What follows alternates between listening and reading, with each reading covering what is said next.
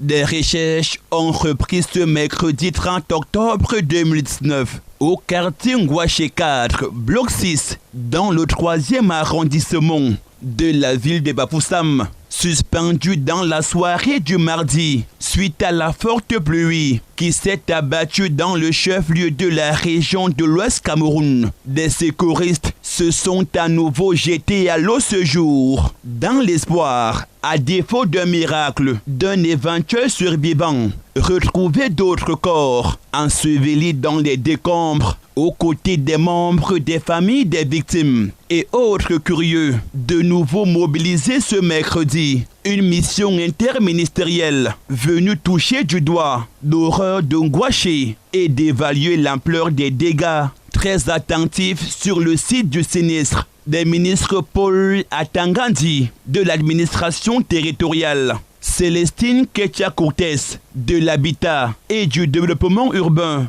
Henri Eyebe Aïssi des domaines, du cadastre et des affaires foncières, le docteur Manaou Damalachi de la santé publique, qu'accompagnait son secrétaire d'État chargé des épidémies et pandémies, Alim Hayatou, et Pascal Nguihé Kanté, secrétaire général adjoint des services du Premier ministre, ont écouté tour à tour des rapports dressés par le capitaine Etunzi Bomba, commandant du Corps national des sapeurs-pompiers pour l'Ouest, le chef du quartier Ngouaché et du gouverneur de la région de l'Ouest, Awa Fonka Augustine. Certes, aucun corps n'a été découvert ce jour. Seul un seul bras humain est sorti des gravats sous la supervision du délégué régional de la santé publique de l'Ouest. Des spécialistes de la santé ont procédé à la désinfection des lieux et surtout aux animaux morts,